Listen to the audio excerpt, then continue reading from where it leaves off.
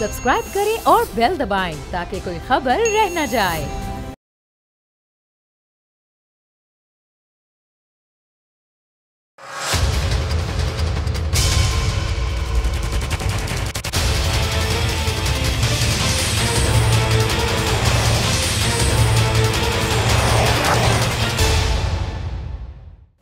अस्सलाम वालेकुम, आप देख रहे हैं प्रोग्राम बस बहुत हो गया। मैं हूं अरबाब जहांगीर। सदर मुमलिकत आरिफ अलवी की जानिब से पिछले महीने एक सदारती ऑर्डिनेंस जारी किया गया था, जिसके तहत चेयरमैन नैब की तकर्री में तोसी के साथ चेयरमैन नैब की दोबारा तैनाती भी मुमकिन बना दी गई थी और नए चेयरमैन की तकर्री तक मौजूदा चेयरमैन को तमाम इख्तियारात के साथ काम करने की इजाज़त भी दी गई थी।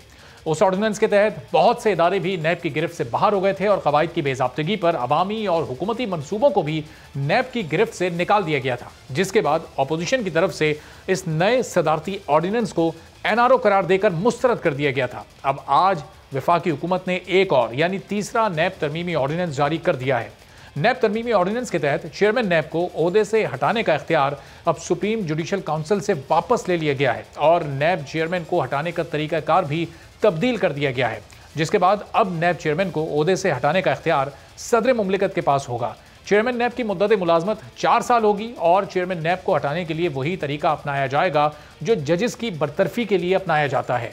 नए नैब तरमीमी ऑर्डिनेंस का इतलाक भी 6 अक्टूबर से होगा और मनी लॉन्ड्रिंग से मुताल्लिक 6 अक्टूबर से पहले शुरू होने वाले केसेस साबिका ऑर्डिनेंस के तहत ही जारी रहेंगे।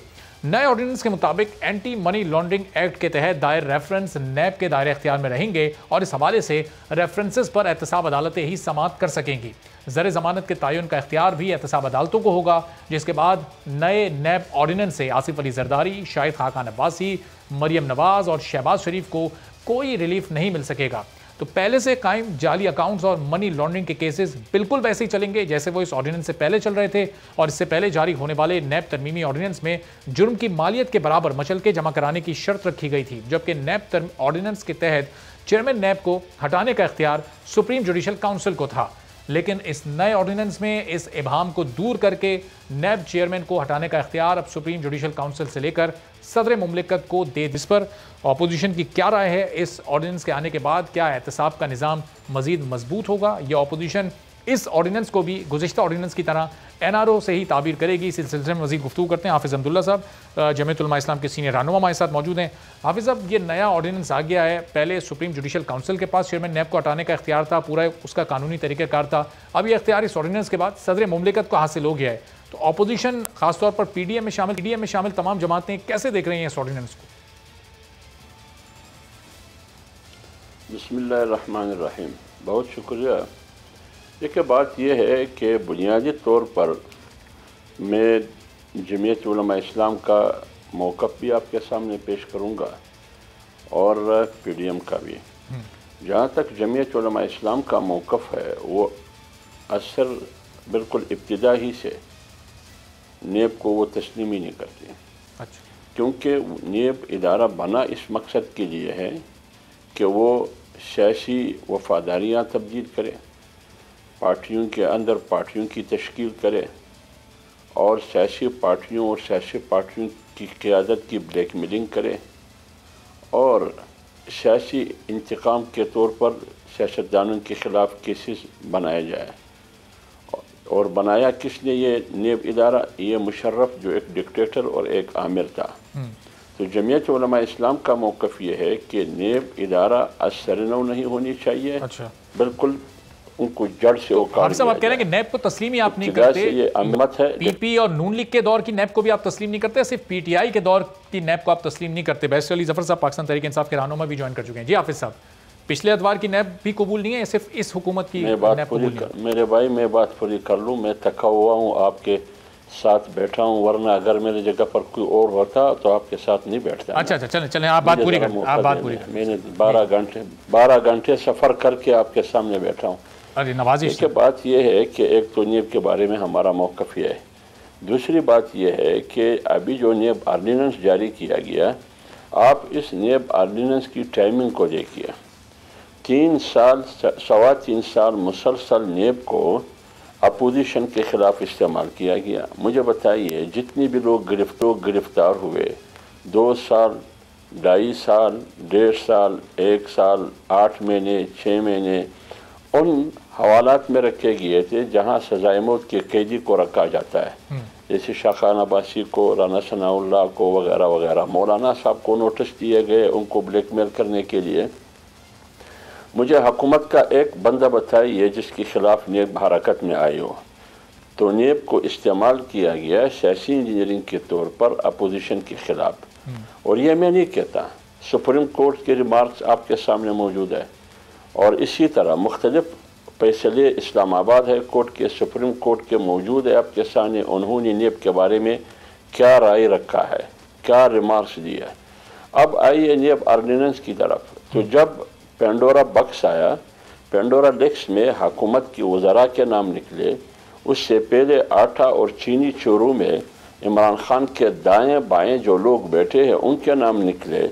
इस वक्त जब एहतसाब का पंदा वहाँ पहुँच रहा है, बिल्कुल वही काम हुआ जो गुज़िश्ता PTI की हुकूमत में खैबर पख्तूनख्वा में हुआ। आपको याद होगा वहाँ एहतसाब कमीशन था, रिटायर्ड जनरल हामिद खुद इमरान खान की मर्जी से उनका पसंदीदा शख्सियत वहाँ तैनात किया गया। लेकिन जब उन्होंने गैर जानिबदाराना एहतसाब शुरू की, पंदा वज़रा और वज़ीर आला के गले तक पहुँच गया, तो उन्होंने उस एहतसाब कमीशन को बिल्कुल ताला लगाकर बंद किया गया। हालांकि उस एहतसाब कमीशन पर तकरीबन 70-80 करोड़ रुपए खर्च भी आए थे। तो आज इमरान खान ने नेब ऑर्डिनेंस जारी करके, ये बिल्कुल वो NRO है जो दुबई में पीपल्स पार्टी बेनज़ीर और मुशर्रफ के दरमियान जो NRO हुआ था, जिसके ज़रिए हज़ारों लोगों को रिलैक्सेशन और रियायत और माफ़ी दी गई थी, उसके बारे में इमरान खान की राय क्या थी।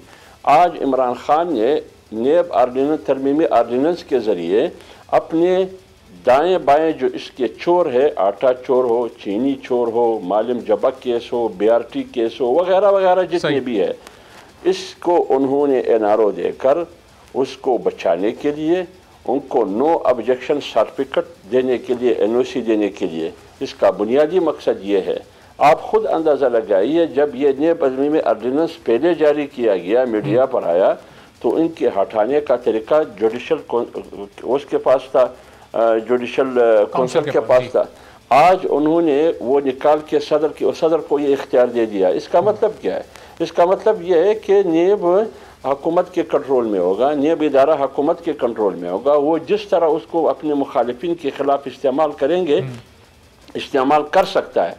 FIA के डायरेक्टर बशीर मेमन आपके सामने, जब वो एग्जीक्यूटिव के अंडर था, उसको बुलाया जाता है बार बार कि तुम फलान सियासतदान के खिलाफ गद्दारी का केस, फलान सियासतदान के खिलाफ गद्दारी का केस, फलान का फलान, ये आपको मालूम है सब कुछ। तो जब वो ये सब कुछ कर रहे हैं, तो अब मैं कैसे एतमाद करूं इनके एहतसाब पर। लिहाजा नेब पर ना हमें पहले एतमाद था ना अब। नेब ऑर्डिनेंस जो तरमीमी ऑर्डिनेंस से आज जो कुछ हुआ, इख्तियारात सदर को दिया गया, इसका बुनियादी मकसद ये है कि अपने लोगों को बचाना, अपने लोगों को बचाना इसका मकसद है। और टाइमिंग आप कह रहे हैं बड़ी इंपॉर्टेंट है। हाफिज साहब, मैं वापस भी आपकी तरफ आता हूं। जरा इस अली जफर साहब का जवाब जानने से पहले हसन मुर्तज़ा साहब पाकिस्तान पीपल्स पार्टी के सीनियर रहनुमा भी हमारे साथ मौजूद हैं, ताकि अपोजिशन के तमाम एतराज़ात आ जाएं, फिर हम हुकूमत के पास चलें। तो हसन मुर्तज़ा साहब, अब ये चेयरमैन नैब को हटाने का इख्तियार सदर मुमलिकत को हासिल होगा, सुप्रीम जुडिशल काउंसिल के पास से ये इख्तियार ले लिया गया है, इस पर पीपल्स पार्टी का रद्द अमल? बहुत शुक्रिया जी। देखिए, ये तो बिल्कुल ही आप ऐसा समझे ना कि पहले तो लोगों को शक था, कोई मानता था, कोई नहीं मानता था, पॉलिटिकल पार्टीज उस पर एतराज़ करती थी कि चेयरमैन नैब का और नैब के इदारे का जो किरदार है वो बड़ा मशकूक है और ये पॉलिटिकल विक्टिमाइजेशन होती है, ये इससे बाजू मरोड़े जाते हैं, इससे वफादारियां तब्दील करवाई जाती हैं, लोगों को विक्टिमाइज किया जाता है। अब जब ये सदर के पास चला जाएगा तो सदर तो बिल्कुल ही पहले ही वो उनकी जो आईनी हैसियत है सदर की, वो भी मैं समझता हूँ कि अब उनकी नहीं रही, मुतनाज़ हो सकती है, आप समझते हैं कि आईनी हैसियत हो चुके हैं और इदारा तो बिल्कुल ही अब इस तरह हो गया जैसे इमरान खान की जेब में है। वो अपने मुखालिफ को जिस तरह मर्जी विक्टिमाइज करवाए, उसकी करैक्टर असैसिनेशन करवाए, तो ये जो है ये मैं समझता हूँ कि बहुत बड़ी ज्यादती है इस मुल्क के साथ, इस मुल्क के जो हकीकी क़यादतें हैं उनके साथ। और इससे और जो है वो माहौल भी ख़राब होगा, इससे और हमारी इकॉनमी भी तबाह होगी। इससे बिल्कुल पाकिस्तान का जो है वो अल्लाह ना करे हम बड़े गलत तरफ जा रहे हैं। इन चीज़ों का अजाला नहीं हो सकेगा। सही। तो बैरिस्टर अली जफर साहब, ये अब ज़ाहिर है सदर मुमलिकत का ताल्लुक, वैसे तो विफाक की अलामत होते हैं, विफाक के नुमाइंदे होते हैं, लेकिन उनका ताल्लुक चूँकि आप ही की जमात से है और अब उनके पास ये इख्तियार चला गया है चेयरमैन नैब को हटाने का, नहीं हटाने का। एक तो ऑर्डिनेंस पर ऑर्डिनेंस आपकी हुकूमत लाई जा रही है, 64-65 ऑर्डिनेंसेज आप ला चुके हैं। ये तमाम चीज़ें तो पार्लियामेंट के अंदर डिस्कस होनी चाहिए। ये जमातें जो इस वक्त एतराज़ कर रही हैं, इनको ऑन बोर्ड होना चाहिए इन तमाम इशूज़ पर। क्यों हुकूमत ऑर्डिनेंसेज के जरिए इस तरह से इख्तियारात आगे पीछे कर रही है? देखें, ये दो मुख्तलिफ एस्पेक्ट हैं। सबसे पहले तो नैब ऑर्डिनेंस की बात करते हैं और फिर हम एक जनरल ऑर्डिनेंस की जो सवाल आपने उठाया कि ऑर्डिनेंस होने चाहिए या नहीं होने चाहिए, उस पर बात कर लेते हैं। लेकिन पहले ये जो तरमीमी ऑर्डिनेंस आया नैब का, मेरी नज़र में, क्योंकि मैंने तो इसको पढ़ा है, बड़े गौर से पढ़ा है, मेरी नज़र में ये बहुत ज़रूरी था। अच्छा। ये वक्त की ज़रूरत थी और उसकी वजह ये है कि सबसे पहले तो जो एक उसके पुराने कानून जो था उसमें एक बहुत बड़ा गैप था, एक लकूना था। वो लकूना ये था कि अगर किसी वजह से जो कंसल्टेशन प्रोसेस था जिसके अंदर प्राइम मिनिस्टर और लीडर ऑफ द ऑपोजिशन जो है उन्होंने बैठ के मुशावरत से नई अपॉइंटमेंट करनी है, अगर किसी वजह से वो नहीं कंसल्टेशन का प्रोसेस कामयाब होता तो फिर होना ये था कि नैब चेयरमैन जो एग्जिस्टिंग है उनका टेन्योर खत्म हो जाना था और नैब की सारी जो जितनी कार्रवाई है वो उसी तरह रुक जानी थी। अदालतों के केसेस भी रुक जाने थे, इंक्वायरीज भी रुक जानी थी, इन्वेस्टिगेशन भी रुक जानी थी। उस चीज को, ये गैप था पिछले कानून में, क्योंकि आमतौर पे कानून में ये लिखा जाता है कि जब तक नई अपॉइंटमेंट नहीं होगी वो जो तो बैरिस्टर साहब, इसमें चेयरमैन नैब के क्या इख्तियारात इतने ज्यादा होते हैं कि उनके ना होने से पूरा इदारा डिस्टर्ब हो जाता है? तो उनके इख्तियारात पर गौर व खौस किया जा सकता था, ना कि आप लोगों ने पूरा तरीक़ाकार ही तब्दील कर डाला। नहीं, तरीक़ाकार नहीं, वही मैं बता रहा हूँ। अगर तो ये जो गैप था इसको फिल करना जरूरी था कि जब तक नई अपॉइंटमेंट नहीं होती, जब तक ये कंसल्टेशन का प्रोसेस पूरी तरह कायम और पूरी तरह उसको कंक्लूजन तक नहीं पहुंचता, तब तक वो कंटिन्यूटी रहेगी नैब में। तो ये तरमीम मेरा ख्याल है बिल्कुल जरूरी थी, इसमें कोई शक नहीं। और मैं आपको 8-9 डॉक्यूमेंट्स दिखा सकता हूँ जिसमें डिफरेंट कन्वेंशन में, डिफरेंट कॉन्फ्रेंसेज में, हर पार्टी ने जब ये डिबेट की तो उन्होंने ये कहा कि ये लकूने को फिल करने की जरूरत है। अच्छा, दूसरी बात ये है, कहा जाता है इस ऑर्डिनेंस के बारे में कि ये एक पर्सन स्पेसिफिक है और इसमें जो कंसल्टेशन का प्रोसेस था वो तब्दील हो गया। सही। लेकिन अली जफर साहब, ये इस लकूने को दूर करने में आपने फिर ऑपोजिशन का किरदार तो बिल्कुल ही माइनस कर दिया ना। पहले तो ऑपोजिशन लीडर से कंसल्टेशन होती थी, चलें अगर ऑपोजिशन लीडर पर केसेस हैं तो कोई दूसरा नुमाइंदा आकर कंसल्टेशन का पार्ट बन सकता है, लेकिन अब इस नए कानून में तो सुन लीजिए जी, नहीं ऐसी बात नहीं है। कानून पढ़िए आप, कानून में वही मैं बताने लगा था कि एक जरूर एक सजेशन आई थी कुछ क्वार्टर से कि जब ये ड्राफ्ट हो रहा था तो सजेशन ये आई थी कि ये जो कंसल्टेशन का प्रोसेस है, जो लीडर ऑफ द ऑपोजिशन के साथ कंसल्टेशन का प्रोसेस है, इसको खत्म कर दिया जाए और इख्तियार दे दिया जाए प्रेसिडेंट को कि वो प्रेसिडेंट साहब जो हैं वो ही अपॉइंट कर लें अपनी मर्जी से। सही। लेकिन फिर majority prevail, better sense prevail, और जो मेजॉरिटी की फैसला यही हुआ कि नहीं, कंसल्टेशन प्रोसेस बिल्कुल रहना चाहिए। अच्छा। ये बड़ा जरूरी है क्योंकि उसके बगैर ये अकाउंटेबिलिटी का प्रोसेस साफ शफाफ नहीं होगा। लेकिन जो दूसरा गैप था इसके पुराने कानून में वो ये था कि जो तो वैसे साहब ये कंसल्टेशन का प्रोसेस, ऑपोजिशन लीडर अभी रहेंगे, ऑपोजिशन रहेगी, एक जुमले में अगर आप मुझे क्विकली बता दें, फिर मैं वापस आपकी तरफ आता हूं, हाफिज साहब की तरफ जाऊंगा।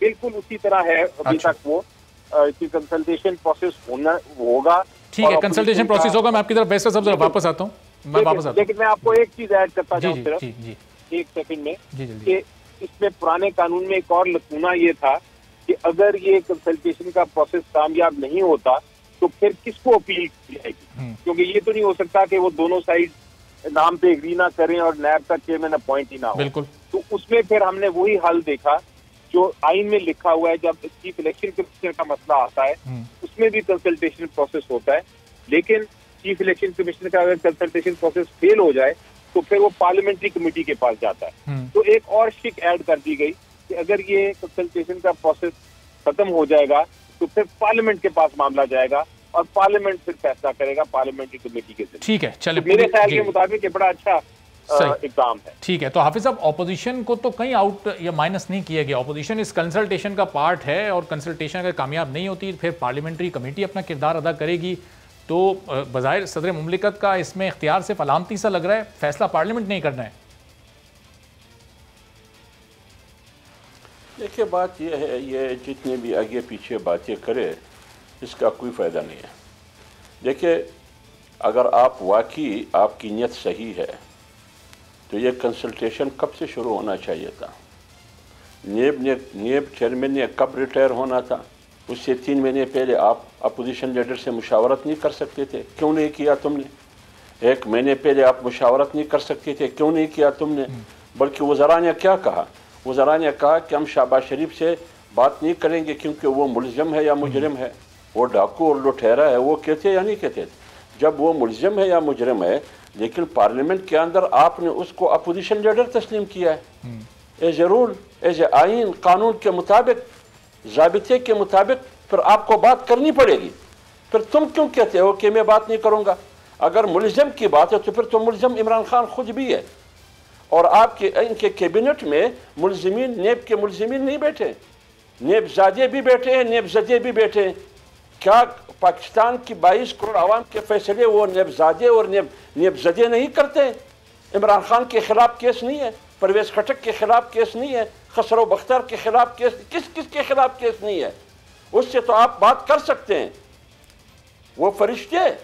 लेकिन जब अपोजिशन लीडर की बात आती है, आपने आइन के अंदर हल्फ आते हुए, आइन का हल्फ उठाते हुए आपने उसको तस्लीम किया, फिर कहते हैं कि नहीं ये डाकू है, मैंने बात नहीं कर। ये इनकी एटीट्यूड है, ये इनकी नियत है, ये इनकी इरादे है, ये इनकी बदनीयती और इनकी खयानत है। मैं आपको क्या कह रहा हूँ, ये बंदा जमहूरी बंदा नहीं है, न ये पार्टी जमहूरी पार्टी है। ये चाहते हैं कि मैं शहंशाह बनूँ, तो सारे फैसले मैं खुद करूँ, सारे फैसले मैं खुद करूं।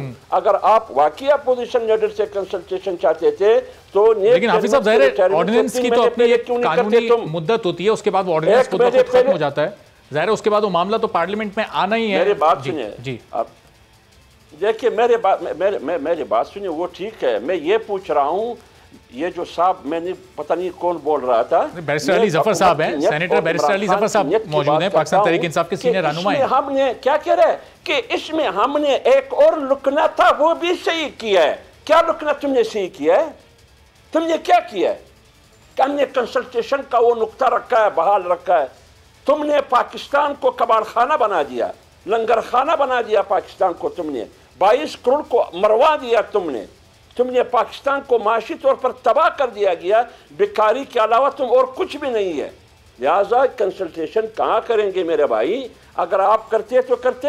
अभी ऑर्डिनेंस कब हुआ है जो जारी हुआ? पहले 1 महीना तो हो चुका है। 1 महीने में तुमने कोई मुशावरत की है?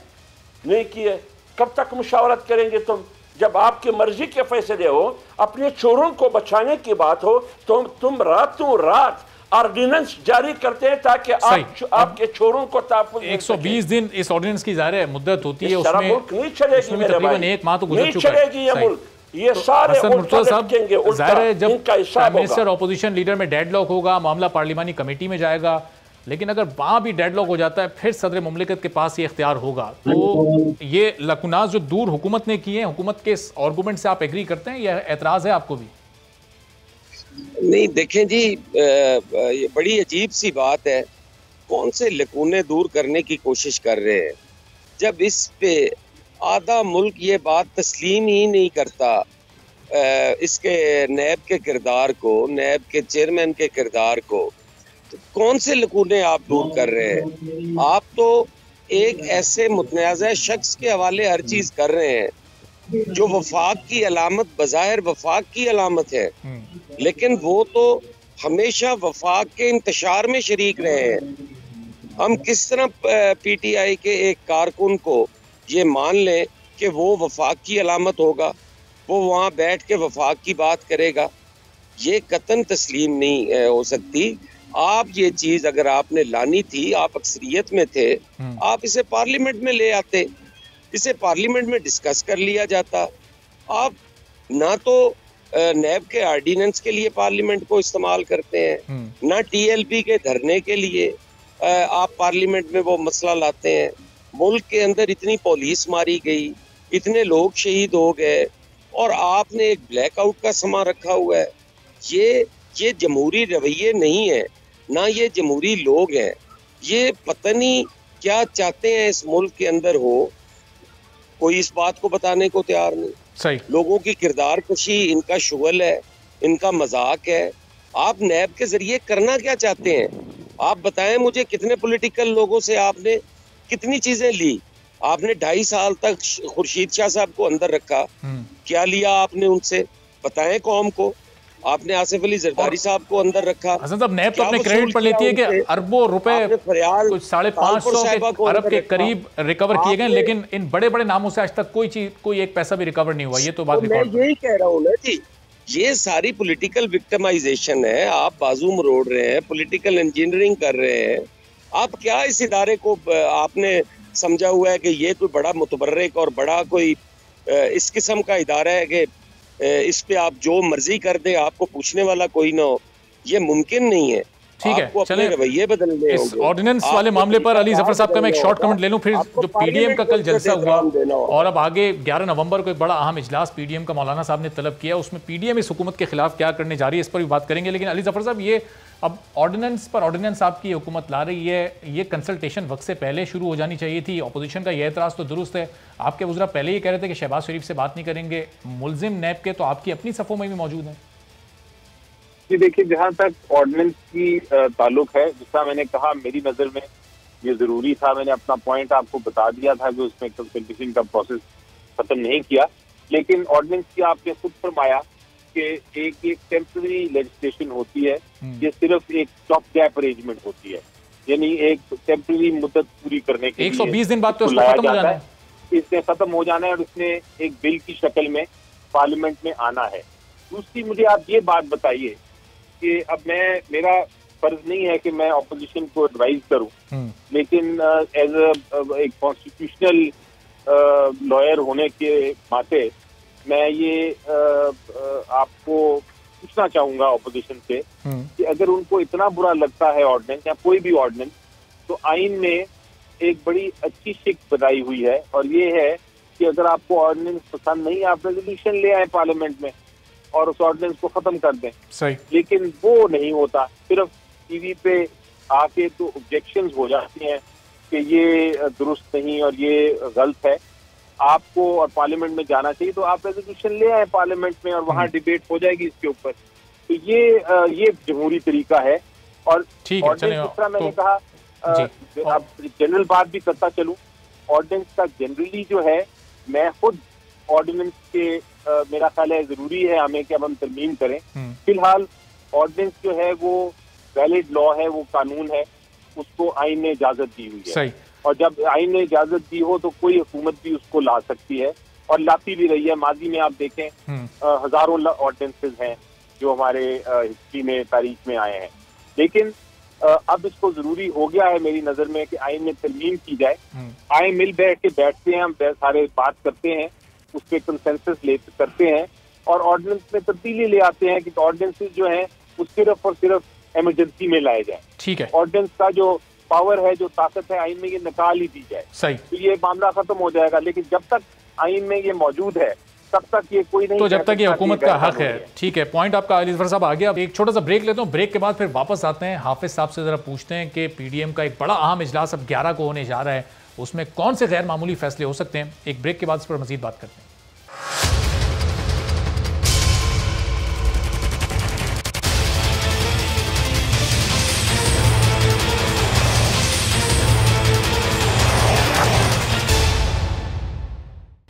प्रोग्राम में एक बार फिर आपको खुशामदीद कहते हैं। और हुकूमत ऑर्डिनेंस पर ऑर्डिनेंस ला रही है और पीडीएम इजलास पर इजलास कर रही है।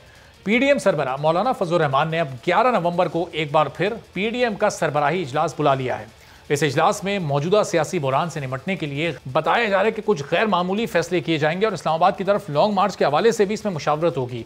वैसे तो पीडीएम का हर इजलास गैर मामूली फैसलों के लिए बुलाया जाता है, लॉन्ग मार्च पर मुशावरत भी की जाती है, लेकिन बज़ाहिर ऐसा महसूस होता है कि इन इजलासों में तय सिर्फ ये होता है कि अगला जलसा कब करना है, कहाँ करना है। और हमेशा की तरह कल भी पीडीएम के जलसे में मौलाना फजल रहमान ने यह ऐलान किया कि हुकूमत के खात्मे तक उनकी ये जंग जारी रहेगी। जलसे से खिताब में अपोजिशन लीडर शहबाज शरीफ ने वहां पर एक बार फिर यह बात दोहराई कि वजीर आजम का वक्त अब पूरा हो चुका है, हुकूमत महंगाई करती है, झूठ बोलती है, पाकिस्तान में दीगर मुल्कों से महंगाई इस वक्त बहुत ज़्यादा है और अगर यह हुकूमत रही तो महंगाई में मजीद इजाफा हो जाएगा।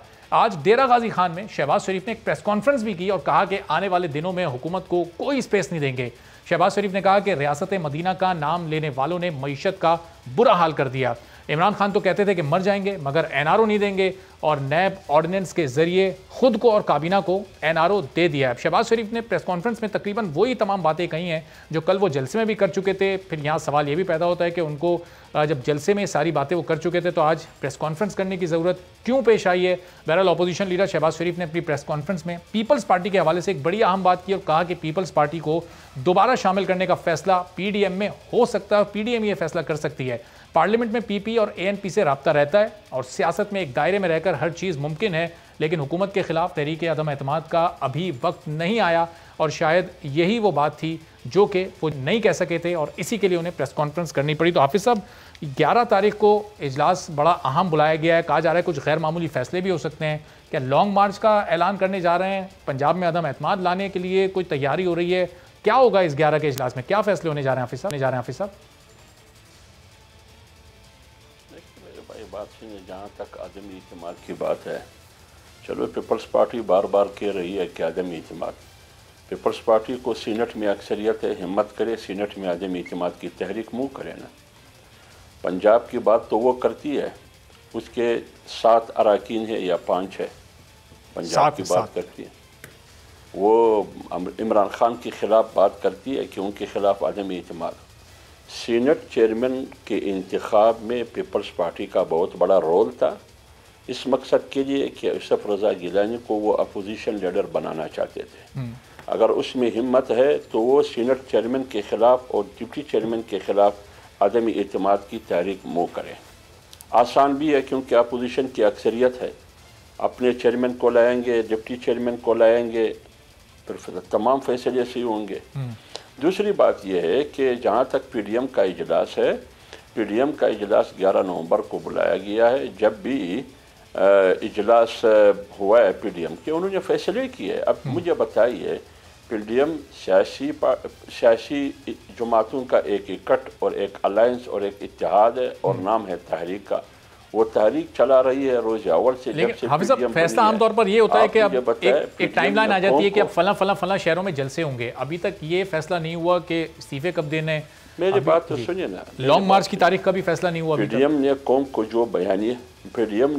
जो बयानिया दिया था, आज 22 करोड़ आवाम उस बयानिया को सपोर्ट कर रही है।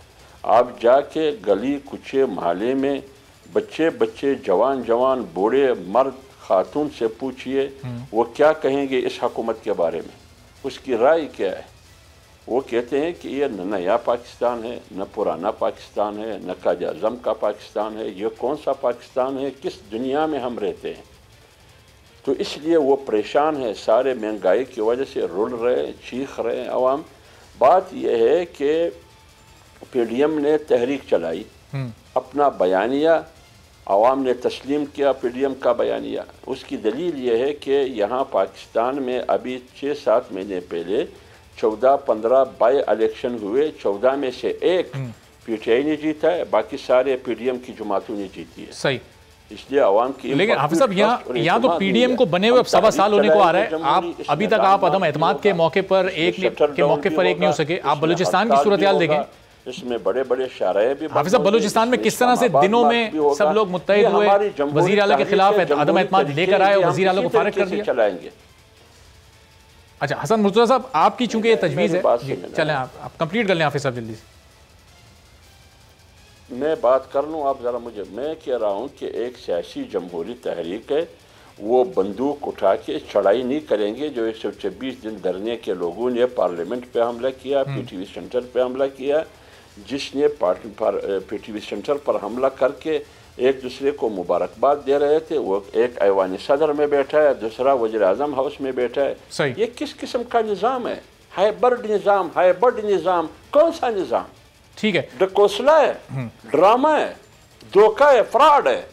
तो इसलिए PDM इस फ्रॉड को नहीं छोड़ेगी। ठीक है, चलें, हाफिज़ साहब पॉइंट आपका आ गया, करेगी, इसको आराम से हुकूमत करने नहीं देगी। अच्छा हसन मुर्तज़ा साहब, अब आप कहते हैं पंजाब में अदम एतमाद लाई जाए, उसके बाद विफाक में लाएं।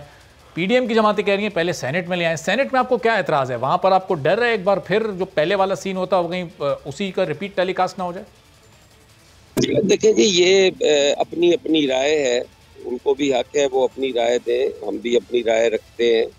इसमें तो कोई ऐसी चीज़ नहीं है कि अगर हम PDM का हिस्सा होते तो यकीनन हम बैठ के ये बात करते और उनसे मशवरा करते और उनसे मशवरा लेते भी। तो अब चूंकि हम तो हैं नहीं, वो लोग हैं और वो अपना फैसला करें, उनका जो जी में आए।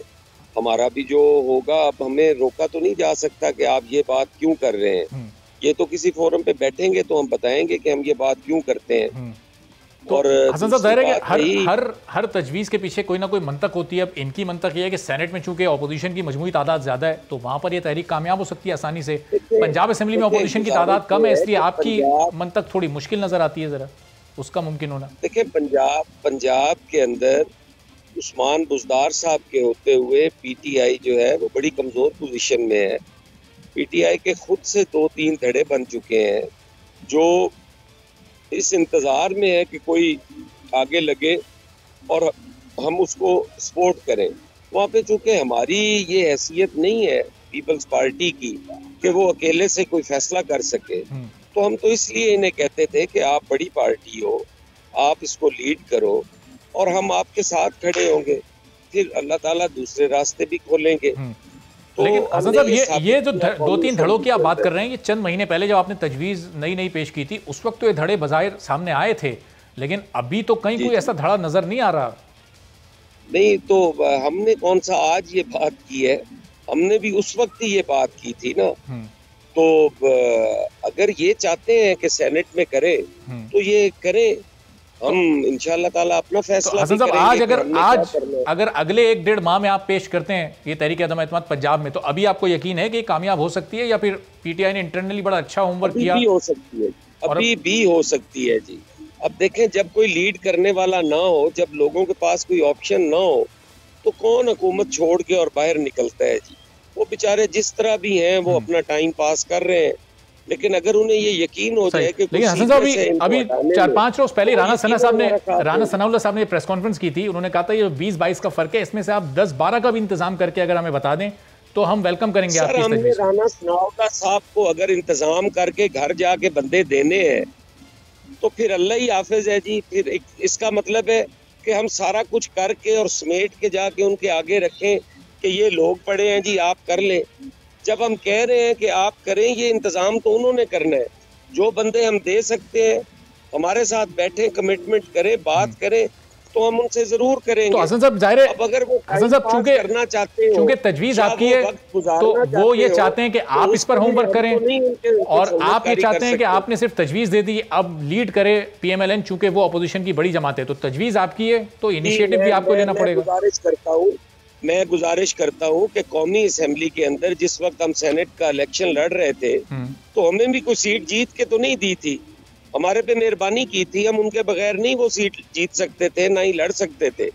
उन्होंने मेहरबानी की, बाकी तो हमने खुद अपना इलेक्शन लड़ा, बाकी तो खुद हमने अपनी मेहनत करके वो वोट लिए और वो सीट हमने निकाली। तो जो आदमी बेनिफिशियरी होगा, लामाला मेहनत तो उसे करनी पड़ेगी।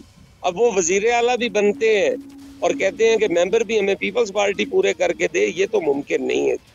सही। तो अली जफर साहब, आमतौर पर ज़ाहिर है पाकिस्तान में जब भी तब्दीली की हवा चलती है उसका आगाज़ बलूचिस्तान से ही होता है, वहाँ अदम एतमाद की तहरीक कामयाब हो चुकी। अगर ये नून लीग, पीपल्स पार्टी, PDM की तमाम जमातें इस पर मुत्तफिक हो जाएँ और पंजाब में ले आती हैं अदम एतमाद, तो वहाँ पर चूँकि नंबर गेम बड़ा करीब है तो ख़तरे में पड़ सकती है आपकी पंजाब हुकूमत। अली जफर साहब देखिए, खतरा तो नहीं है, लेकिन मैं इतना जरूर कहूंगा कि एक आइन में, जिस तरह बलूचिस्तान में आपने देखा, आइन में एक बिल्कुल वाज़े तौर पे खसूसियत दिया गया हुआ है और हक दिया है किसी भी ऑपोजिशन पार्टी को कि वो एक तरह से नो कॉन्फिडेंस की मोशन ले आए, अगर उनके पास ऐसी इतनी तादाद है कि वो ला सकते हैं। वो इसलिए उसमें कोई डिबेट करने की जरूरत नहीं, वो आइन में लिखा हुआ है और एक बड़ा कानूनी रास्ता है।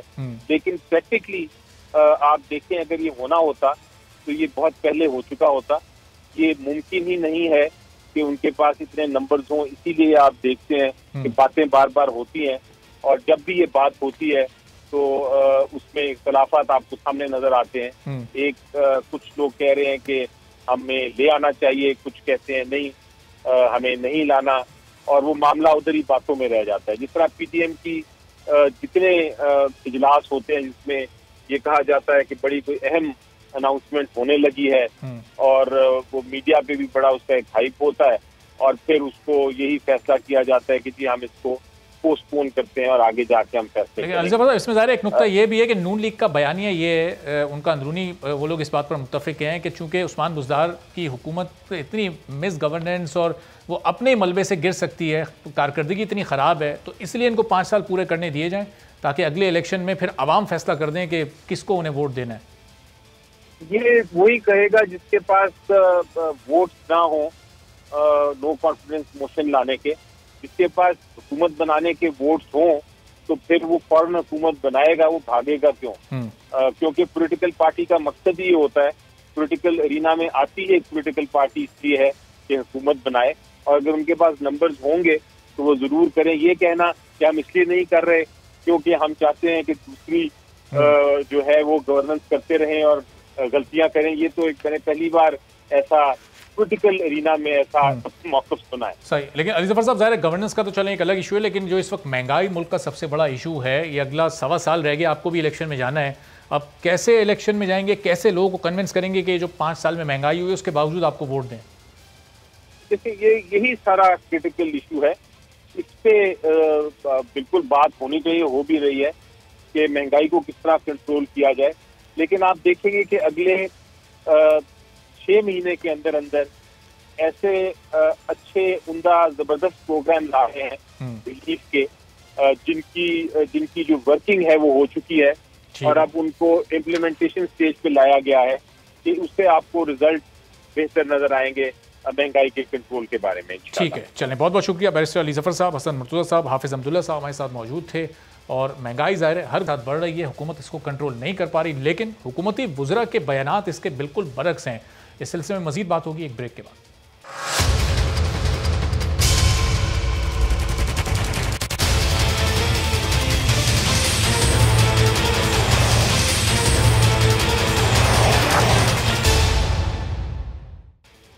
प्रोग्राम में एक बार फिर आपको खुशामदीद कहते हैं। अभी पिछले हफ्ते की बात है जब वज़ीर आज़म, उनके वुज़रा सऊदी अरब से $4.2 अरब के सपोर्ट फंड मिलने पर उसका शुक्रिया करते नहीं थक रहे थे। ये फ़ंड पाकिस्तान की मईशत के लिए क्या अहमियत रखता है, इस बारे में वो बता रहे थे। हुकूमत का सऊदी अरब का ये शुक्रिया करना बनता भी है क्योंकि IMF तो अमेरिका जाने वाले साबिक़ वज़ीर ख़जाना को शराइत की मंजूरी तक बेल आउट पैकेज की अगली किस्त देने को उस वक्त तक तैयार नहीं था। ऐसे में गिरती मईशत को सहारा देने के लिए सऊदी अरब का ये सपोर्ट फंड उसकी लाइफ लाइन बन गया और सऊदी सपोर्ट फंड के स्टेट बैंक के अकाउंट में आते ही डॉलर की बढ़ती कीमत को भी एक ब्रेक ज़रूर लगा और एक हफ्ते में इसकी कीमत में तकरीबन ₹4 तक की कमी हो चुकी है। और जो मईशत एक हफ्ते पहले गिर रही थी, हुकूमत उसके दोबारा ट्रैक पर आने के अब दावे कर रही है। वज़ीर मुमलिकत बराए इत्तलात फ़ारूक हबीब एक बार फिर कौम को ये बता रहे हैं कि वज़ीर आज़म इमरान खान ने पाकिस्तानी मईशत को मुस्तहकम ग्रोथ पर गामजन कर दिया। फ़ारूक हबीब ने ट्वीट करके मुल्क की बरामदात में इजाफा, ज़रई पैदावार में इजाफा, टैक्स वसूली में इजाफा, लार्ज स्केल मैनुफैक्चरिंग में इजाफा, तरसीलात ज़र में इजाफा बता रहे हैं। उनकी जानिब से भी बताया जा रहा है कि कराची स्टॉक एक्सचेंज में जुलाई 2021 से सितंबर तक के 3 महीनों के अरसे में कंपनीज का मुनाफा 2020 के मुकाबले में 21% रहा और 2019 के मुकाबले में यह मुनाफा 66% ज़्यादा है। वैसे तो हुकूमत हर खराबी का जिम्मेदार साबका हुकूमतों को करार देती है, लेकिन यहाँ पर सवाल ये पैदा होता है कि अपनी कारकर्दगी का सवाल हुकूमत किससे करेगी, क्योंकि जिन आदादो शुमार का मवाजना फ़ारूक हबीब इन ट्वीट्स में दिखा रहे हैं वो भी उनके अपने हुकूमत के ही हैं। यानी हुकूमत अपनी ख़राब कारकर्दगी में बेहतरी को इस वक्त बढ़ा चढ़ा कर इसका मुकाबला करके दिखा रही है और हुकूमत के इन सब दावों के बावजूद महंगाई में मुसलसल इजाफा हो रहा है। और अगर फ़ारूक हबीब ज़रा भी हकीकत पसंद होते तो ये ट्वीट कुछ इस तरह से होता कि चीनी की कीमत में इजाफा, आटे की कीमत में इजाफा, घी तेल की कीमत में इजाफा, पेट्रोल की कीमत में इजाफा, दवाओं की कीमत में इजाफा, बिजली की कीमत में इजाफा, गैस की कीमत में इजाफा, गरीब पर बोझ में इजाफा, उसकी मुश्किलात में इजाफा, और इन मुश्किलात में एक नया इजाफा मुलाहिजा फरमाएं। पाकिस्तान में चीनी की कीमत इस वक्त मुल्क की तारीख की बुलंद तरीन सतह पर पहुंच चुकी है। चीनी की एक्स मिल कीमत में अभी 4 रुपए बढ़ा दिए गए और इसकी कीमत 119 रुपए तक पहुंच गई है। होलसेल में चीनी की कीमत 121 रुपए, जबकि इसकी रिटेल कीमत 125 से 130 रुपए तक पहुंच चुकी है।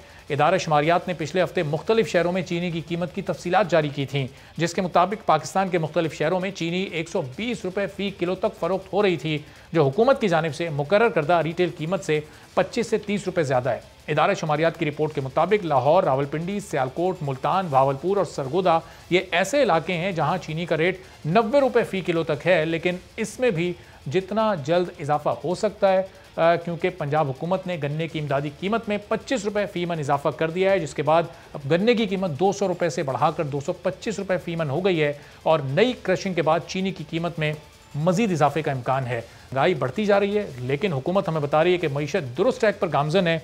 अब क्या इस पूरी सूरत हाल में हुकूमती वज़रा के बयानात और जो हकीकी सूरत हाल है, ग्राउंड रियलिटी है, इसमें तजाद मौजूद है? इसी बारे में गुफ्तगू करते हैं। फ़ारूक सलीम साहब हमारे मौशियात हमारे साथ मौजूद हैं। फ़ारूक साहब, ये हुकूमती वज़रा कौन सी वाली मईशत की बात करते हैं? वो जब फैक्ट्स और फिगर्स शेयर करते हैं तो वो कुछ और ही कहानी बता रहे होते हैं। मईशत अब दुरुस्त ट्रैक पर जा रही है, ऊपर जा रही है, और जब इदारे शुमारियात की हम रिपोर्ट देखते हैं उसमें महंगाई में मुसलसल इजाफा, आम आदमी के लिए हालात मुस्तकिल ख़राब से ख़राब तर होते जा रहे हैं। देखिए, मईशत की सिमत क्या है, क्या वो अच्छी सिमत है, दुरुस्त सिमत है या गलत सिमत है, ये जानने के लिए सीरियसली आपको ना तो कोई वजीर चाहिए, ना आपको वजीर आज़म ये बता सकते हैं, ना ही आपको कोई मईशत दान चाहिए ये समझाने के लिए कि भाई आपकी मईशत बड़ी अच्छी जा रही है या बड़ी बुरी जा रही है। कि जो भी पाकिस्तानी है जो बाजार जाता है, घी खरीदने के लिए जाता है, मुर्गी खरीदने के लिए जाता है, महीने के बाद बिजली का बिल देता है, अपने मोटरसाइकिल में पेट्रोल भरवाता है, अब ये 4 चीज़ें समझ लीजिए कि उसको पता है कि उसकी मईशत का क्या हाल। उसको बताने की ज़रूरत नहीं। मैं उसको जितना भी समझाऊं कि भाई आपकी मईशत को 4 चांद लग गए हैं, हमारी जीडीपी ग्रोथ बड़ी ज़बरदस्त जा रही है, हमने टैक्स बहुत सारा इकट्ठा कर लिया है, आम आदमी का इन चीज़ों से कतई कोई ताल्लुक नहीं। देखिए, आपने जिक्र किया पाकिस्तान ब्यूरो ऑफ स्टैटिस्टिक्स का, अब जो लेटेस्ट रिपोर्ट मैंने उसकी देखी है अक्टूबर की एंड की, उसमें वो कह रहे हैं कि सिर्फ पिछले साल में घी की कीमत जो है वो 45% बढ़ी है, मुर्गी की कीमत जो है वो 35% बढ़ी है, बिजली 32% बढ़ी है और पेट्रोल 27% बढ़ा है। तो या तो ये 4 चीज़ें आप इस्तेमाल करना बंद कर दें और फिर शायद मैं आपको यहाँ बैठ के समझाऊँ कि भाई आपकी मईशत बड़ी अच्छी जा रही है। तो मईशत का हाल आम आदमी जानता है, उसको सीरियसली ये समझाने की, ये बताने की ज़रूरत नहीं है। चाहे वो फ़ारूक हबीब साहब हों, चाहे वो फ़ारूक सलीम हो, जो भी उनको बता रहा है वो पहले से जानते हैं कि उनकी मईशत का क्या हाल है। सही। तो लेकिन ज़ाहिर है इस वक्त जो एक आम आदमी की मुश्किलात हैं फ़ारूक साहब, ये डॉलर की कीमत में 4 रुपये कमी आई, इस बार बड़े दिन बाद ऐसा हुआ कि हुकूमत ने पेट्रोलियम मसनूआत की कीमतों में इजाफा नहीं किया। अगर इंटरनेशनल प्राइसेस पेट्रोल की यही रहती हैं तो आने वाले कितने दिनों में बेहतरी के इम्कानात हैं? चूँकि असद उमर साहब का बयान हमारे सामने कि महंगाई अगले 3-4 महीने कहीं नहीं जाने वाली, ये पहले अवाम का भुरकस निकल चुका है, आगे हालात मज़ीद सख्त हो सकते हैं, ऐसा देख रहे हैं आप? देखिए, मेरे 2 खदशात हैं। एक खदशा तो ये है कि हुकूमत वक्त की कोई माशी पॉलिसी एग्जिस्ट नहीं करती, और वो मैं इसलिए कहता हूँ कि पॉलिसी बनाने के लिए आपको एक टीम चाहिए होती है, और पीटीआई की हुकूमत जो है वो भी टीम तश्कील देने में मसरूफ़ है। देखिए, पिछले 40 महीनों में 5 दफ़ा हमारे वज़राए ख़ज़ाना जो है वो तब्दील हो चुके हैं। अगर 8 से 10 से 9 महीने तक किसी एक वज़ीर ख़ज़ाना को मौका मिलता है, उसको टेनियर देता है, तो उसमें क्या पॉलिसी बनेगी और क्या उस पॉलिसी के ऊपर अमल दरामद होगा। और फ़ारूक साहब, इस वक्त जब हम दोनों गुफ्तगू कर रहे हैं तो इस वक्त तो कोई वज़ीर ख़ज़ाना है भी नहीं मुल्क का ऑफिशियल, अब तो शौकत तरीन साहब भी मुशीर हो गए। देखिए, जब कोई वज़ीर ख़ज़ाना एग्जिस्ट होता नहीं है तो फिर ऑटोमेटिकली जो वज़ीर आज़म साहब हैं उनके पास ये चार्ज चला जाता है। तो इस वक्त टेक्निकली लीगली हमारे वज़ीर ख़ज़ाना जो है वो इमरान खान साहब हैं।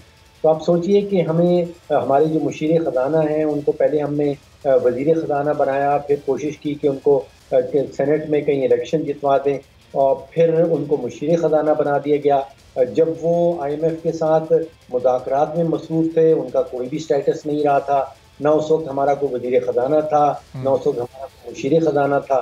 तो ये एक पैगाम जाता है गैर यकीनी का, यानी कि आपकी माशी पॉलिसी में इतनी बड़ी गैर यकीनी है कि हमें पता नहीं हमारा मुशीर ख़जाना कौन है, हमारा वज़ीर ख़जाना कौन है, तो फिर हम पॉलिसी की कहाँ से बात करें।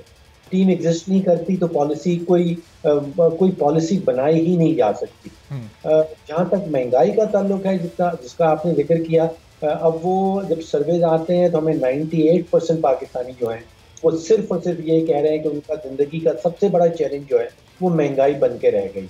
फिर बताया जाता है कि जी दुनिया के दूसरे ममालिक में हमसे महंगाई ज़्यादा है, इंडिया में पेट्रोल की कीमत जो है वो पाकिस्तान से ज़्यादा है। देखिए, महंगाई के हवाले से 3 आलमी पैमाने जो हैं वो इस्तेमाल किए जाते हैं। पहला पैमाना ये होता है कि दुनिया भर में क्या हाल है। आपने हफ्ता भर पहले, 10 दिन पहले वो द इकोनॉमिस्ट जो आलमी मैगजीन है उसमें कोई 40 या 45 ममालिक की लिस्ट देखी होगी। उन्होंने महंगाई का कंपैरिजन किया है और उसमें पाकिस्तान जो है वो चौथे नंबर पे आ रहा है। ममालिक थे जो हमसे ऊपर थे, शायद अर्जेंटीना, ब्राज़ील और टर्की हमसे ऊपर थे। फरूख साहब, भारत का उसमें 16वां नंबर है, जिसके बारे में हमारे वजीर बताते हैं कि वहाँ पर पेट्रोल महंगा है, पाकिस्तान में सस्ता है, और वो महंगाई में 16वें नंबर पर है, 4 गुना पीछे है वो पाकिस्तान से। दूसरा पैमाना जो है वो देखा जाता है कि खित्ते में क्या हाल है, जो बाकी ममालिक हैं आपके खित्ते में, वहाँ महंगाई की क्या शरह है। अगर खित्ते में आप देखें, साउथ एशिया में पाकिस्तान में जो महंगाई की शरह है वो बुलंद तरीन है। इंडिया में हमसे आधी है, बांग्लादेश में हमसे आधी है, मालदीव में तो सिर्फ 1% है, हमारे यहाँ ये 9-10% पे चली जाती है। और तीसरा पैमाना होता है मुल्क के अंदर का कंपैरिजन। सही। तो अब कि आज से 3 साल पहले जो है वो 35 रुपए का किलो आटा था, आज वो 70-75 पे है। आज से 3 साल पहले 55 रुपए की चीनी थी, अब आप बता रहे हैं कि वो 120-125 पे चली गई है। तो पिछले 70 साल की जो पाकिस्तान की माशी तारीख है उसमें ये 3 साल का दौरानिया कोई नहीं मिलता। सही। और फरूख साहब, फिर भी हर साल हुकूमत हमें ये बताती है जब नया साल शुरू होता है, अब ये तरक्की का साल है, ये मईशत की बेहतरी का साल होगा, तो ये अब 2 महीने बाद जो नया कैलेंडर ईयर शुरू होने वाला है, ज़ाहिर माली साल तो नहीं है, क्या ये रिलीफ का साल हो सकता है आवाम के लिए? ये मेरा खदशा, दूसरा खदशा जिसका मैं जिक्र करने वाला था वो ये है कि बुरी खबरें ज़्यादा आ रही हैं।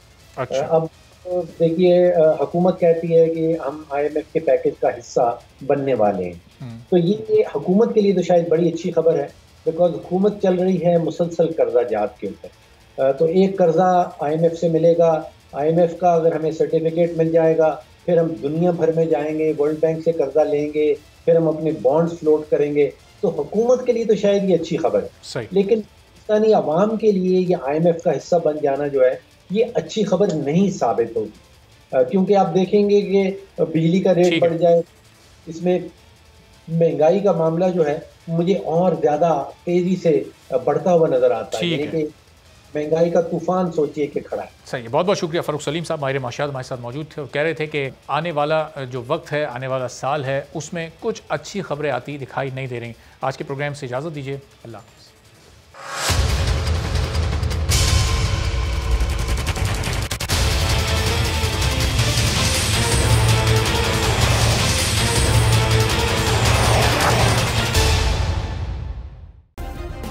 सब्सक्राइब करें और बेल दबाएं ताकि कोई खबर रह न जाए।